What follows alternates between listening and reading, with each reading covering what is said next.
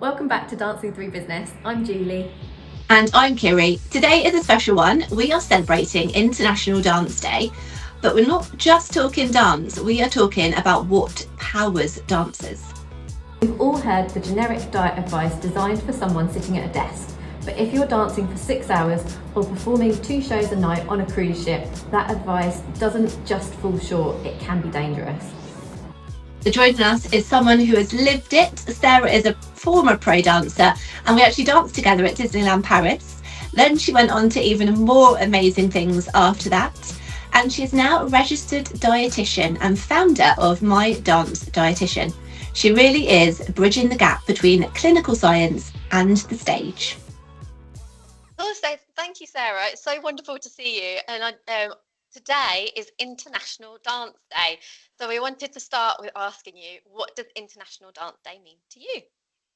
Yeah, I think International Dance Day is a bit of a celebration, isn't it? It's a bit of a celebration of the joy of dance.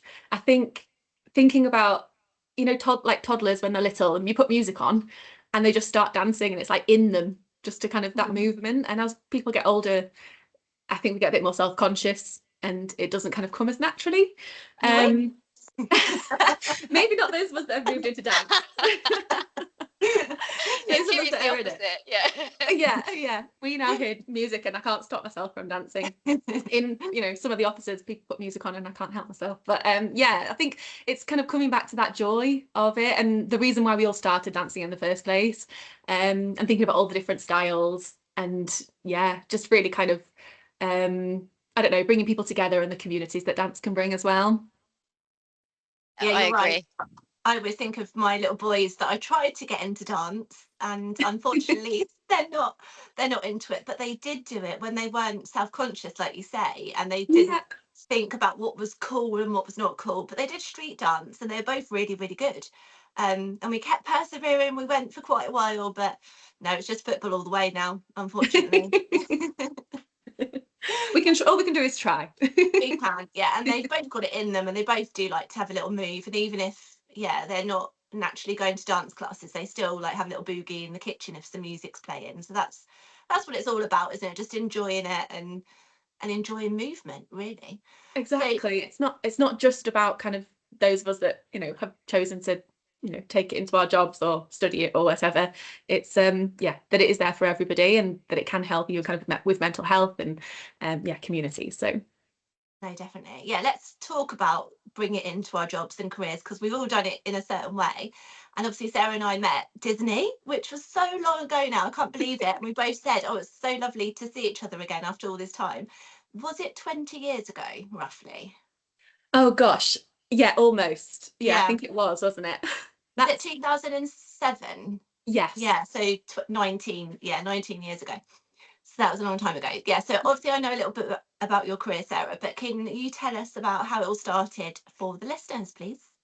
Yeah, so I started dancing when I was 4, just for fun. And then when I was 16, I went to a kind of vocational dance college. I went to the Hammond and I did that between the ages of 16 and 19.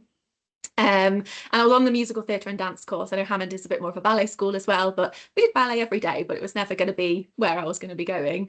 I was always a bit of a musical theatre girly. But yeah, so I auditioned for Disney. That was my first job that I got out of college. And I think I just had so much fun. I think it was such a good group of people. And I think it was a really great kind of place to start with kind of the professional dancing world. And then, after that, I moved back to London and I was auditioning a lot and I found it quite hard. I'm not going to lie. I think, there's a lot of competition and a lot of challenges in the dance world. And I started working front of house at a West End theatre, and the community there was amazing. Just meeting other people that love theatre as much as I do. So that was really supportive. And then it took some time to get the work flowing. But then I started to get jobs and I worked for cruise ships and I did showgirl shows in France and Spain, and I did a tour to Russia, which was amazing, and like circus festivals and kind of all sorts of gigs and things in and around England and London and things. And really lucky that I got to do a wide variety of jobs. And I also got to be a dance captain and production manager, which was something that I was always really interested in. And then I always planned to retire from dance when I turned around 30. It was always kind of in my head of, oh, I'll need to find something else to do. And yeah, that's when I became a yoga teacher and did dance fitness. And I thought that was a really good transition for me of still moving my body, still dancing, still having that kind of movement that I really love and I feel like I need in my life. I remember watching you and all these amazing poses that you were doing online. I've just watched your journey this whole time, Sarah. All the showgirl costumes as well, I remember. And yeah, it's amazing. Really lucky with all the costume. There's some fabulous costumes, fabulous headdresses and things, which I was really lucky to be able to wear. And yeah, when I moved into yoga to kind of, I like to give myself kind of challenges. So I was trying to kind of do different poses every day, and I was following a lot of things on social media. So I was trying to, it keeps me motivated. So yeah, and then yeah, I kind of wanted, I guess this is a bit controversial, but I wanted a bit more of a 9 to 5, a bit more of a having my weekends free, because even when I was working in fitness, I was working really early in the mornings, I was working Saturdays. So that's when I started to think about what else I wanted to train in. And there are so many challenges around nutrition and eating in the dance world. And I know some of the messages that I was given also were, yeah, definitely not evidence-based. So I thought, actually, I want to see what the truth is. I wanted to study, find out a little bit more about the facts, and see how I was able to kind of support and move into that area. So I did my sciences and access course at it was the University of London, Birkbeck University.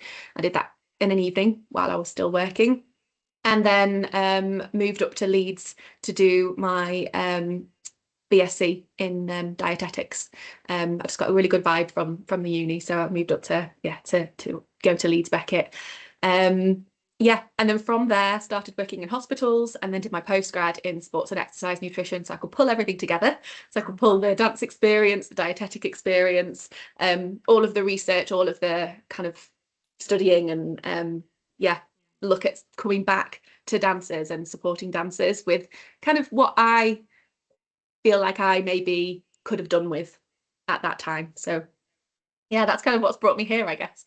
Bit of a long story, but So you're so credible because you've had all that experience before that, and you've just, like you say, you've pulled it all together, and it just makes like for a nice, which is so aligned with how you want to work and offer your services to people. So it's just amazing. I absolutely love it, Sarah.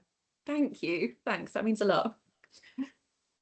And I heard you say about when you thought that you'd be 30, that you'd be too old to dance. And it's just crazy, isn't it? Thinking that when you're young, 30 seems like such a world away and it will never happen. I just love how not only is there so much to life after 30, but how much you've done with it. Incredible. Thank you. There's so many people who I was dancing with and they carried on, and lots of them went, into their 30s, and I'd stepped away from dancing after that when I was studying, and I was really kind of busy, and I was teaching yoga a lot whilst I was studying, which was really useful during COVID. It was really kind of a good lifeline for me, but I'd stepped away from the dance side of things, and I hadn't realized how much I missed it till I went back, and now I do it for fun. I do a couple of classes a week that I just join in, local ones that are really fantastic classes, and I feel really lucky to be able to do them and get back to that yeah, dance is like that. I agree. Like, you don't realize how much you miss it till you get back to it. Yeah. Well, Jules is doing competitions like not every weekend, but quite a lot, aren't you, Jules? Yeah, I danced from 6 to 21 and then stopped until I was 35 or just before 35, 34. So what's that? I don't know. Who's counting? 15-year gap, something like that. Yeah. And then got back into it in the last sort of 5-6 years. So yeah, it's a crazy old world, the dance world. The competition sounds fun. Sorry. Yeah.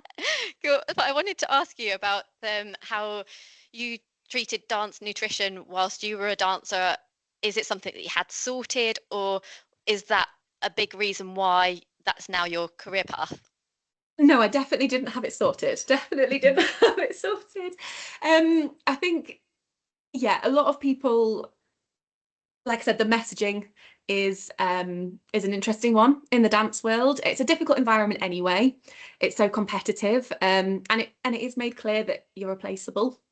And I think it means that people can go to extremes thinking they need to do certain things or look certain ways to be accepted and to be kept in those jobs, or to get those jobs in the first place, even to kind of get in the room sometimes. So I had adopted some questionable patterns of eating, and looking back, they weren't supporting me to be the best dancer that I could be.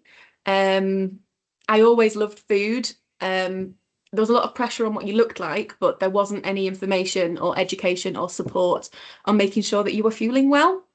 I think that's still the case now.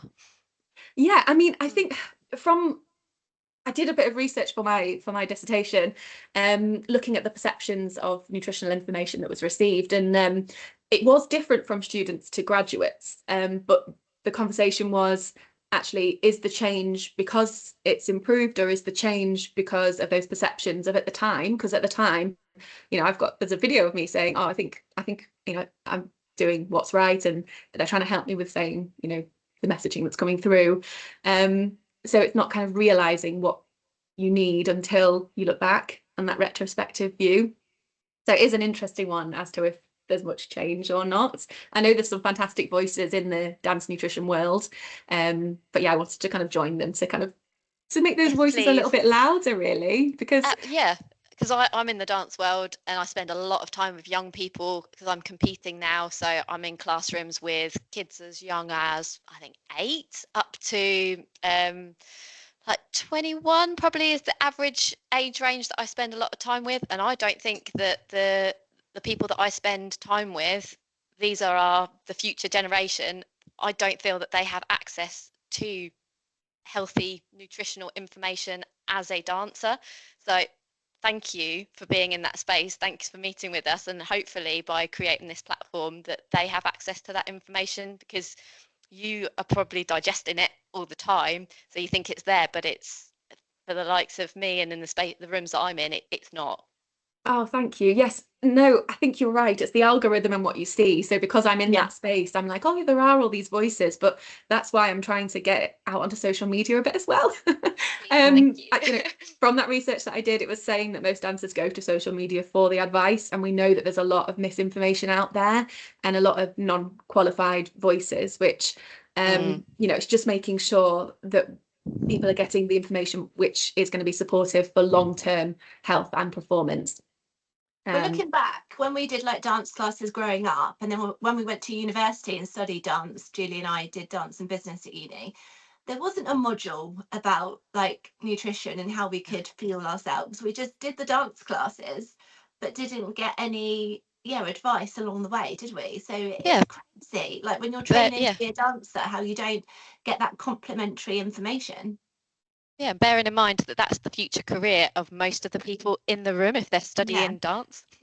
If you want to sustain that, you're going to have the right diet, aren't you? Yeah, like our bodies are our tool, and if you look at athletes, it's so normalized that you get that support from a nutritionist. And in dance, it's just not seen the same way, and I think it's because of that aesthetic part of dance. However, you know, that doesn't mean that fueling's any less important. It actually means it's more important. So yeah, I think I found, as I say, I was under fueling for parts of my career, but towards the end of my career, I did start fueling a bit better and having kind of more balance there, and it did really improve my dancing. And I think it was then I was like, okay, this, who would have thought? Yeah, I know, but if you don't know, you don't know. Yeah, and I think that's it, isn't it? Yeah. Let's talk about business, Sarah, because Julie and I have got our own business, and so have you now. So how did it go from, you did the production manager role, didn't you? Was that quite a businessy role? Did that help you then set up the business that you've got now, do you think? I think it did, you know.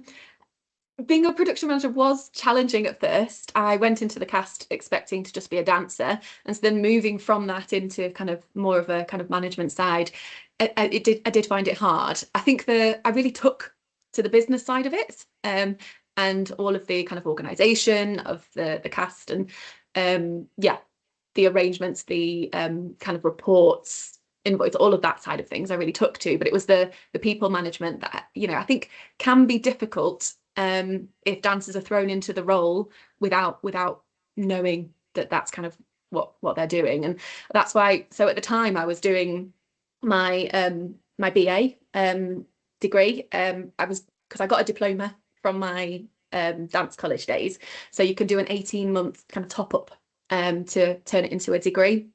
And so I did that, and I did my research on managing critical incidences within a cast of performers to kind of maintain cast cohesion and the standard of a performance throughout a contract. And that was because I felt that it was a difficult role to be in. And as you'll see from kind of my career, I think, oh, what are the facts? What's the evidence? What's the research? And I wanted to learn how to be better and to do better, and to bring the best out of people. So I think that experience really was helpful in getting me to where I am now, even working with people from the dietetic perspective, and then moving into kind of starting my business. I think it's been a really helpful kind of step. Yeah. Can you talk to us about your you work in the NHS and you work with adolescents with eating disorders. Can you talk to us a little bit about your NHS career, as well as, because Kiri says you run your own business and you work in the NHS. How do you manage that? And yeah, talk to us about both your jobs. So I work in for a mental health trust in the NHS. So my role at the moment is working with adolescents with eating disorders and their families. And I think it's worth noting, when people think about eating disorders, sometimes they're minimised, and it is a really serious mental health condition. And that's where, you know, if there's disordered eating patterns or kind of difficult messages around food, that can kind of heighten that risk. So yeah, I do that 4 days a week. Before that, I was working in hospital wards. So I did kind of adult dietetics in hospital wards, and I worked in oncology, I worked in stroke. So I did a kind of a range of things there to kind of build up my skills, build up my knowledge base. But like I said, I always wanted to bring it back to dance. So I've just been doing that alongside, just quietly in the background. And then, yeah, when I moved to 4 days, that was when I then had more time to commit to it. So getting into the spaces and just getting to the right people so that I could then kind of start doing workshops and offering one-to-one sessions. So I did a workshop with the West End cast of Moulin Rouge last year, which was really fun. Amazing. It was really fun, and the show was fantastic. And yeah, kind of different kind of ballet schools, and yeah, I have smaller scope for one-to-one, just with all my commitments with the NHS as well. But I do also offer one-to-one sessions to support dancers. I think, yeah, being able to do both is kind of quite important to me. Yeah. It's amazing though, because sorry, Jules, you go. I was ask if you find that dancers are more susceptible to eating disorders. Yeah. Yeah, there is a higher prevalence of eating disorders in dance. And I think that is to do with, you know, there are lots of different things, but the fact that there's lots of comparison, there's mirrors everywhere, the feedback that people are getting, costume fittings, thinking about being lifted all the time, or having to lift from the guy's perspective, or from the kind of leader's perspective, I guess. And so there's different kind of factors that would kind of heighten that risk. And like I said, I think dance is a challenging environment, and sometimes those behaviours become normalised. Oh, but they're a ballet dancer. And it's like, no, we need to put mental health first and physical health first, and making sure that we've got that in place, in turn, makes stronger, more resilient dancers who'll get injured less. They'll get, you know, be able to recover quicker, and then those careers will be longer, and hopefully they'll be happier as well, because it's really kind of a life, like it shrinks your life having kind of a serious mental health condition like that. And even, you know, people who think, oh, but I'm dieting a little bit, but you know, it's not serious. I guess it's to say, you know, are you optimizing being the best that you can be? And that's it, like in happiness and in yourself, as well as kind of performance and health. So is that something that you see from your research, that if you are fueling effectively, not only are you performing better right here, right now, but also you're extending your career? Yes, I mean that's kind of what the research is saying. I've not undertaken kind of researching kind of like the careers myself, but yeah, that's what the research is saying. And I guess what we know is, you know, underfueling long term can impact kind of bone health. There's lots of different aspects, but then it can lead to injuries more often, or injuries that you can't recover from. It also means your immune system is lower, and so then recovering from anything takes longer and is harder.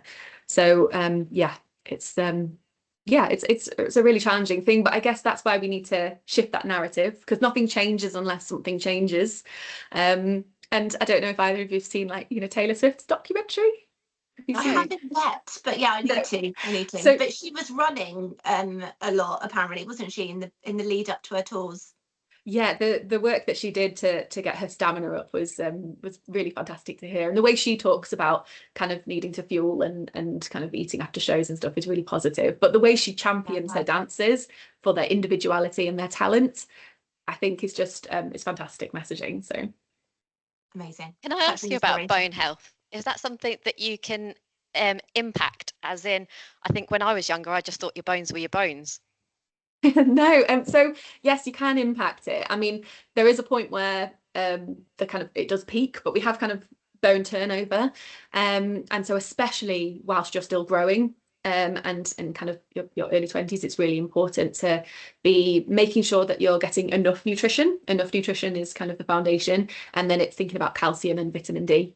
So vitamin D we know we get from sunlight, but through the winter months there isn't enough sunlight in the UK, so it would be recommended that everybody would take a vitamin D supplementation through winter. And yeah, calcium, thinking about where you can get that in your diet. So yeah, they're and really calcium's important. not just in milk, right? No, it's in lots of different things. But a lot of people who are kind of plant-based, a lot of the kind of plant-based milks are fortified, so it's making sure that you're going for a fortified version so you can get that from there as well. But obviously there's all of the dairy products, you know, if we're thinking about kind of cheese and yogurts, I think including those foods are really important, or thinking about the alternatives that you could get if you're not having dairy. And where's the most unusual place you can get calcium, like that's not milk? It's an interesting one. I think vegetables. Yes, I mean, yes, I think again it's limited in the amounts, but yes, you can. I feel like I'm going to say something wrong now, but I feel like kind of broccoli, also in like sardines and things in the bones. But yes, I don't want to kind of say too much and then get myself into a little pickle for getting confused. But yes, it is in lots of places. Yeah, it's in lots of places, but I guess it's making sure that you're getting enough, and we'd normally be thinking at least 3 portions a day. Yeah, should we talk about the diet of a dancer then? We've sort of started to talk about it, because I'm thinking, obviously, Julie and I, we sometimes go to the gym. Julia's a bit more dancing than me. I do some classes like you, Sarah, like a few local ones, which I absolutely love. And I do think like we are getting more information now as we get older as well. I think we research about what we need, don't we, for our bodies? And protein is definitely something that we're a bit more aware of now. So I'm like, oh, let's have a couple of eggs a day. That should do me for the gym. But I only go to the gym, you know, several times a week. So I feel like I'm not worried too much about it. But as long as you've got a balance, it's okay to sustain. But for a dancer, obviously, we've talked about they need more. So what would you advise as a typical dancer's diet they're training and performing regularly?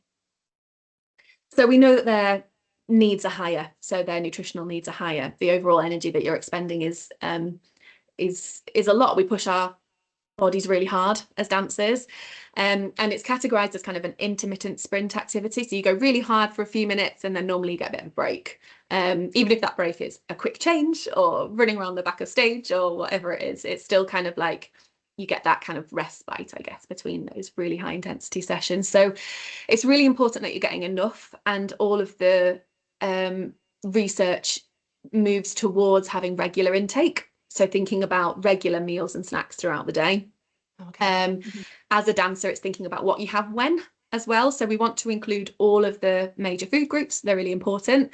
Carbs, super important, especially thinking about kind of before a show or before a class.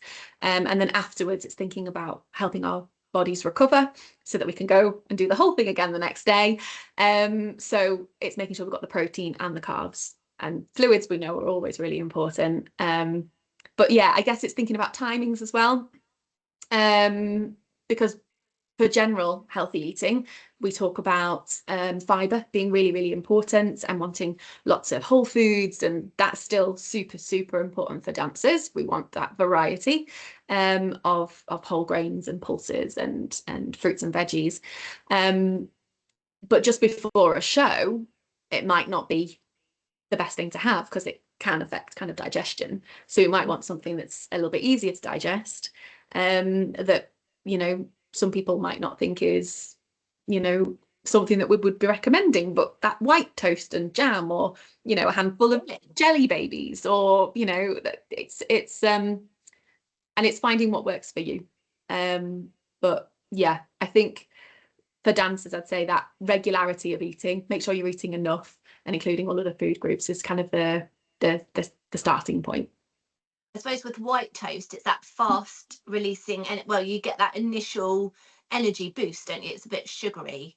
Because I was thinking maybe you need like wholemeal bread and wholemeal pasta because it's more slow releasing carbs and it will do you for sort of like the day. Would you recommend that as well? Yeah, so that's a really good point. So the slow releasing energy we want to think of as kind of throughout the whole day. So that might be your breakfast. So you're wanting something that's slow releasing, that's higher in that fibre that can sustain you. But then it comes to those moments where actually you don't want your digestive system working overtime for kind of obvious reasons, and but your body needs to access that energy super quick. So because it's slow acting, it means that if you had it just before a show, your body wouldn't be able to use it all as much. So that's why both of them are super important, and thinking about when we have them. Interesting. And would training days, I guess, be different to performance days? So on like a training day, what you might be dancing for 6 hours, and as you say, like those bursts on and off. And then when you're doing your show or competing, you'd be dancing for a short amount of time. Yeah. So I think what I would say is, I think there's a bit of people kind of think when they're not dancing, oh well, I don't need to eat kind of anything then on my rest day, but I think it's super important. Your body is trying to recover, so your energy needs are still going to be likely higher than kind of your typical kind of population. So we need to make sure we're still getting enough. And yeah, I mean, again, it's about finding what works for you and making sure that you've tried it in advance of those kind of competitions or those shows. But on kind of long training days, kind of 6 hours or whatever, like you said, it's making sure you've got those regular breaks. But that's where, if it's something that you know, you're wanting more support around, contacting a dance or sports nutritionist to really go through, because it's so different for everybody. So there isn't one way of eating, and there isn't kind of, you know, I come from an evidence point, so I can say this is what the evidence says is useful. But then if somebody comes back and says, oh well, that didn't work for me, it's then working with the individual around what's going to support them and what they can do to optimize from where they're at. There's no point, like, I think even thinking with fiber, we know that fibre is really important, but if somebody suddenly has loads of fibre, that's going to be really difficult for their body to handle. So we want to build it up slowly, and so it's just thinking about those incremental steps and working with people from listening to where your they're body starting. as well, isn't it? Yeah, I think it's also listening to your body, because I remember, Julie, when we were at uni, I used to eat loads, didn't I? And then I was like, I was not afraid of eating. I still, luckily, that way inclined, and I still love eating now. But I remember the holidays coming home to mum's, and I was like, oh, I'm not as hungry, so I just didn't eat as much. So yeah, I was lucky, I suppose, that I just listened to my body. But some people don't, and some people just think, oh, you know, like you say, they want to look a certain way, etc. But yeah, if you do listen to your body, that, I think that does really help. And yeah, like you say, everyone is different as well with how much food they need. yeah, definitely. I think listening to your body can be really, really helpful, and it should be kind of guiding us. I guess that's where when people move into kind of a place where eating feels really hard, and it might be kind of an eating disorder, that's where those signals might not quite be firing as we'd be hoping. So that's where that kind of having a bit more of a structured plan can be really helpful. But I think it's moving people to, wanting them to be able to listen to their bodies, because the more that we can kind of tune in to those sensations and those feelings, like you said, you'll have more on some days and less on other days. It's even, through the cycle, the amount that we kind of need just varies very slightly. And I think we again wouldn't want someone to be overthinking it all, because your body kind of naturally does it with those signals that it sends. But yeah, for some people, I guess it's having that support or that plan when those signals aren't working as they could be. Yeah. And is there anywhere that you would suggest to get a guideline? Is it based on height, weight, amount of training you're doing in a day? How do you know whether you need 3 meals a day, 6 meals a day? I don't know, like there's all this that you can read about intermittent fasting, like there's so much. Is that something we could perhaps put in the show notes about some of the people that you follow, for some hints and tips about structuring their diet to suit them? So it is such an interesting topic, because what we know is that no matter what people's needs are for performance, that regular eating, those kind of 3 meals, 3 snacks, is supportive. So I wouldn't be encouraging people to do kind of less than that, I guess, but it's the amounts and what that is that would vary person to person.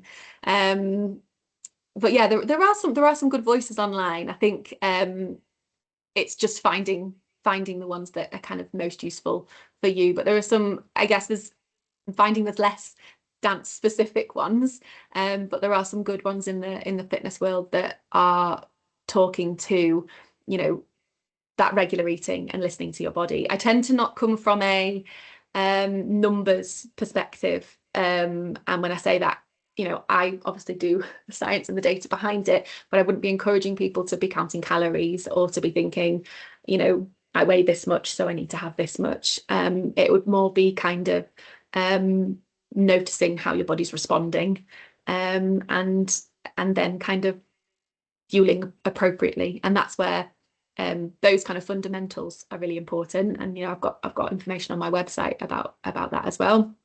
But yeah, also where you can reach out and get specialist support if needed. Can I ask you about creatine? Yes, of course. Do you have any particular questions? Yeah, hearing lots about creatine. Like historically, it's been kind of thought as the muscle builders, but I'm hearing a lot that it's helpful for women's health. Is there anything that you've heard about it, and what's your thoughts on creatine? So there is a strong evidence base for creatine for performance. I guess what I'd say is it would need to be alongside that kind of foundation and those fundamentals, because it's more of a kind of icing on top of the cake. If you haven't got the foundation or the cake there, you can't put anything on top of it. So it's making sure that you've got all of the other things in place, and it will have different effects depending on individuals' genetics and gut microbiome. But yes, there is evidence to support kind of the short high intensity activity and recovery, and there's also thoughts that it might kind of optimize glycogen stores as well, which is our kind of body's energy stores that we can pull on, and so it's those quick movements, it's jumps and leaps. If you think about, for weightlifters, it would be that that power kind of, I don't know which it's the clean or the jerk. I don't know enough about lifting to. I'm not even sure. Yeah. Are they different? Are they the same? But it's those movements, those kind of really power movements that there's the evidence behind. Like you said, there is a lot more evidence coming in about women's health and thinking about it supporting pre and post menopause, also things coming in about kind of mood and cognition. So it is an emerging and growing evidence base, but there is evidence there. I guess what I would say is that it's not needed, and I definitely wouldn't be recommending it for anybody under 18. So we're thinking about kind of adults here. no supplements are like necessary, but we took, like I said, it's that kind of icing on top of the cake. I think what we know is that with creatine, it's really important to have with carbs and protein, because it's insulin mediated, which means that we need the insulin there for our bodies and our cells to be able to take it up and get the most out of it. So it's really important to have alongside kind of a supportive dietary intake, I guess. But there is a little bit on my website about it. And yeah, it's, you know, you need to think about both sides. So I'm going to sorry, this is the dietitian in me. It will always come back to both sides, but it can affect your gut. So there is some research about that as well. There is kind of weight gain in that creatine saturation, that creatine loading phase. Yeah, and not much evidence, but talking about kind of the tightening of muscles a little bit. So again, in dancers, there's not research specifically for dancers, but I guess there's just some considerations there. It's not like it's this miracle thing that then doesn't have kind of other considerations. We just need to make sure we're thinking about both sides. Yeah, and there's different types of creatine from what I gather, like some that say that they're less strenuous on the gut, and some that I don't know, some taste great, some taste horrible. I don't know. Is that something you've experienced? So I think most of the research is on creatine monohydrate, and there will be different brands that some which maybe do a bit more with flavors and things. I guess with supplements, because they're not a regulated industry, making sure that you've got it from a place that has been tested. So there's something called Informed Sport. And there's a logo, an Informed Sport logo, which if you go to the creatine bit on my website, it does show you what that logo looks like. But if you just type it to Google Informed Sport, I'm sure it'll come up. And it's a really fantastic system, and they batch test the products and make sure that they're not cross-contaminated, which is super important for people who are competing in sports where you're kind of drug tested, because supplements aren't regulated, you know, you'd be surprised about how much cross-contamination there is there. So it's making sure that you're getting a product that is kind of what it says it is. So that's really important. Yeah, I hadn't even thought of that. Thank you. And what about protein shakes, Sarah? Do you find, or have you noticed that dancers are relying on them instead of having a meal, or would you recommend having them additionally to food? Can you have too much protein, actually? Because I'm thinking, I do eat quite a lot of proteins, and if I had a protein shake, is that okay? Or yeah, can you have too much? So our bodies can have too much or too little of everything, but they're also really clever, and they do work really well to kind of keep us in this nice happy medium place. So yes, I mean you can have too much. I'd say from what you're describing, that's probably not too much, but you know, that sounds okay. But again, it would be needing individual assessment to be able to kind of give that advice. But I mean, what I would say is I have met dancers who are opting towards protein shakes instead of meals. Again, as a dietitian, we come from a food first perspective. So we can get all of the nutrition that our body needs from food. And we can meet our protein requirements from food, but I guess it's not a food only. So food first, but not food only. So we can use these tools to supplement where needed. I think what I would say is there's minimal points where we need protein where we wouldn't also need other nutrients as well. If people have really high protein requirements and are struggling to meet those, they can be useful, but otherwise opting for something that's kind of a mixed macronutrient drink or shake, so it's got those carbohydrates in as well, would probably be more useful for recovery. And then some people I know use water, but if you're using milk to kind of for that shake, then you also get the calcium, you get the electrolytes, you get the carbs, and it's got a bit of extra protein as well. So making sure that you're kind of using those whole foods to support that. So yeah, I mean, they can be useful and they have their place, especially if you're on the go, if you don't have time to nip out and grab something, or you haven't had time to prep something. It is a really handy thing, and I think people should be able to use them. But like you said, Kiri, it's using them as a supplement on top of, not instead of those foods.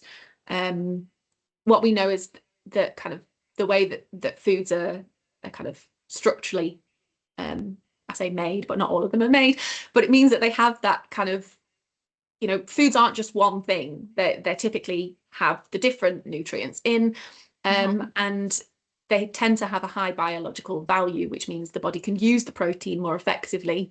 And then there's other important nutrients in those foods. We've talked about the calcium, but like essential fatty acids and, you know, iron. So it's thinking about when they're used and how they're used. And again, that has to be very individualized. Yeah. Thank you, Sarah.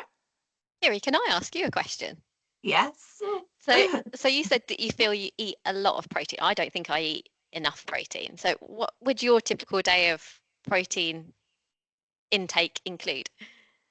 So in the morning I have sourdough toast with peanut butter, like the healthy peanut butter. Either 1 or 2 eggs, a couple of nuts and a few berries. So I think that is like 30 grams of protein, I think. Is that right, Sarah? Do you think?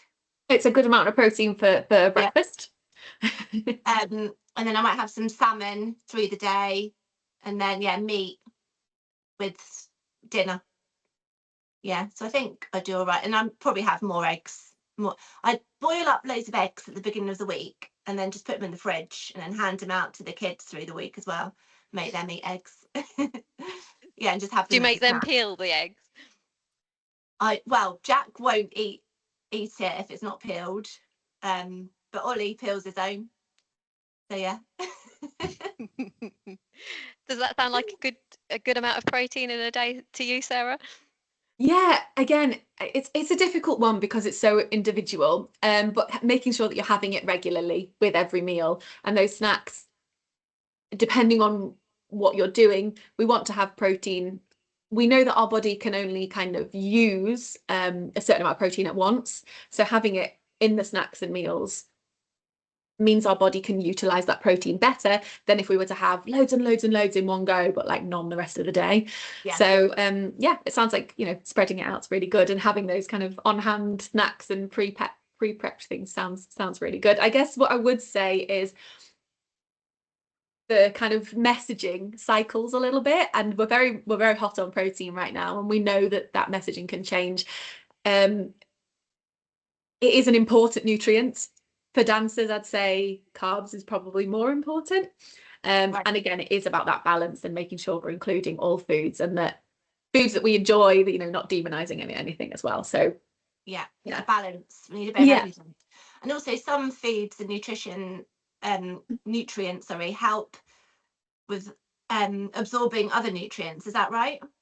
yes. So if we're thinking about iron containing foods, if we're wanting to optimize how much iron our body can absorb, having it with vitamin C is really important. So anybody who is kind of iron deficient, if you're taking an iron tablet, having it with a glass of orange juice, or thinking about things like, you know, I don't know, if you're having minced beef, if you're having spaghetti bolognese, it's in that tomato-y based sauce, so that's the vitamin C with that. So that can be really helpful. And also thinking about iron, it kind of works the other way around as well. So things like teas and coffees can inhibit how much iron we absorb. So having those like away from the taking an iron supplement. Again, that's only if I wouldn't suggest iron supplements for everybody, just if that's something that's been prescribed by a doctor.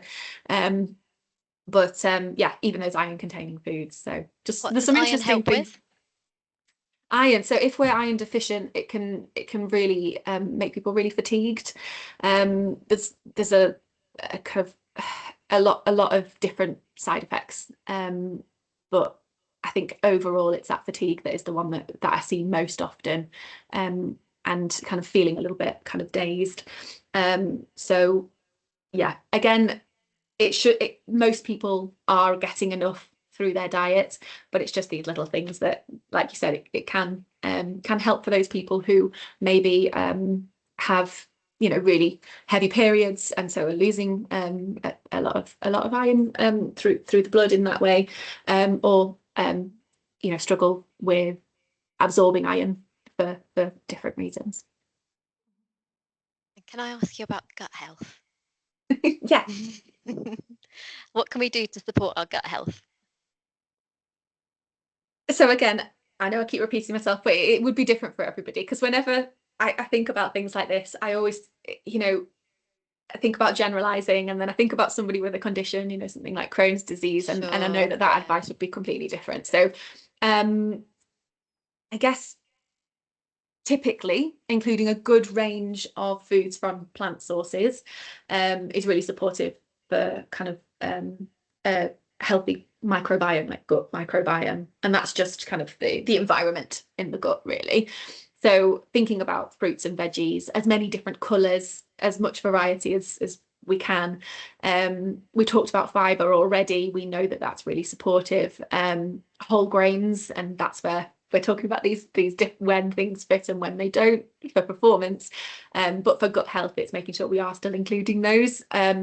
Even things like, you know, we talked about beans and pulses, but herbs and spices, you know, all those kind of natural different things that we can add in. Handful of mixed seeds, mixed nuts. The more that we can just get that bit of variety, we know that diversity is really supportive for a healthy gut. Yeah, I love what you said there, like adding more things to your diet rather than thinking, what can I take away? It's like, right, what can I add to optimize like my vitamin intake, my gut microbiome supporting?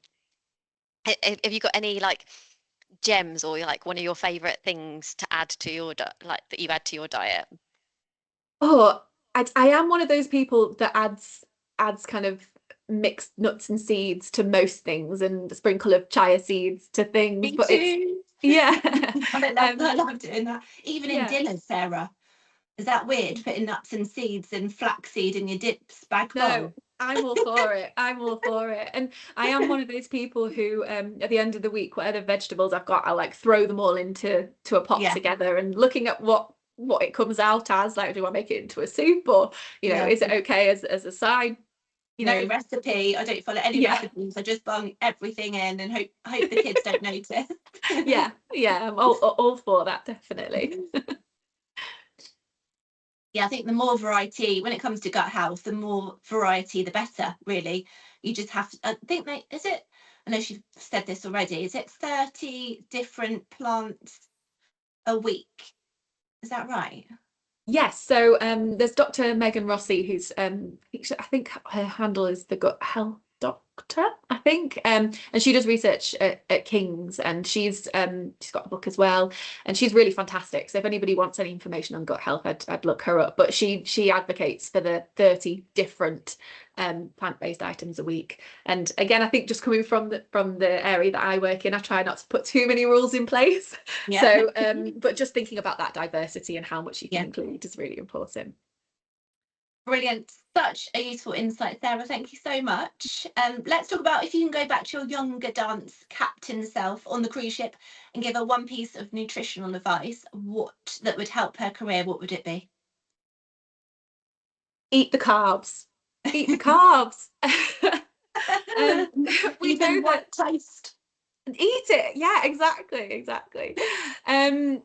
So I think we know that eating regularly throughout the day stops us thinking about food as much, and stops the likelihood of us overeating later in the day. If our bodies feel safe and fueled throughout the day, then we know that is really supportive for, yeah, it makes our bodies feel safe.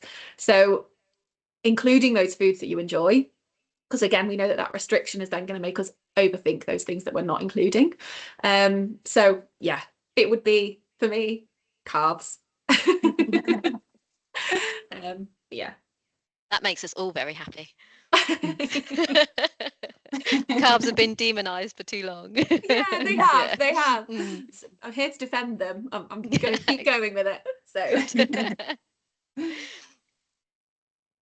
Super. So yeah, just wanted to ask you, like, what's your hope for the future generations, like relationship with food as dancers, as just that next generation coming through? What's your hope for them? I guess I want dancers to know that they're enough as they are, exactly as they are. You know, dancers work so hard, and we get used to rejection. The way that you become a better dancer is seeking perfection, right? You're trying to get that perfect, and we know there's no such thing as perfect, but seeking that makes us be the best dancers that we can be. And And we put our bodies through a lot. So I think just remembering that we need to be kind to our bodies, support our bodies and nourish our bodies, because they support what we love doing in the first place. So I guess it's, yeah, my hope would be for dancers to appreciate their bodies for what they can do and not just reduce to what they look like, but knowing that also they are enough exactly as they are, and they don't need to change to be enough. That's perfect. Absolutely. Yeah. Truly love that wrap up. It's just the emotion that you said that with. Like Kiri and I both like, I don't know, almost feel a bit emotional by that response. It's beautiful. Thank you. Yeah, I was going to say exactly the same. I was saying that's perfect, just as Julie said it. So yeah, there's such an inspiration, Sarah, and you're helping so many people as well, the adolescents in the NHS, the one-to-one clients that you're working with, and just all the knowledge that you put on social media as well. It's just brilliant. So yeah, thank you for setting up My Dance Dietitian. So where can people find you if they do want to work with you? Thanks so much, guys. Yeah, so I'm on Instagram and TikTok. I mean, less active on TikTok at the moment, but I'm at MyDanceDietitian, all one word. And dietitian has 2 T's in it, just to kind of just a dietitian. Sometimes it's a C, so just the American spelling. And my website is www.mydancedietitian.co.uk. Perfect. Well, I'm sure there's going to be lots of people that's going to be rushing to that website to find out more about it. And They should do. Hopefully people have gained lots of insight into nutrition and dancing. So thank you so much, Sarah. Thank you. Thanks so much for having me. Thank you for coming. Been amazing. Yeah, and it's so good to see you after all these years, and we need to not leave it that long again, please. Definitely. Although you're up in the north, aren't you? And I'm down south, so it's going to be tricky, but you never know, we could cross paths. Yes, I'm in Harrogate, but I do work across the country, so yes. Oh, brilliant. Thanks, Sarah. We'll see you soon. Thanks so much again. Thank you. Bye. Happy International Dance Day, everyone. Keep the movement going and keep your business growing. And we'll see you all next time.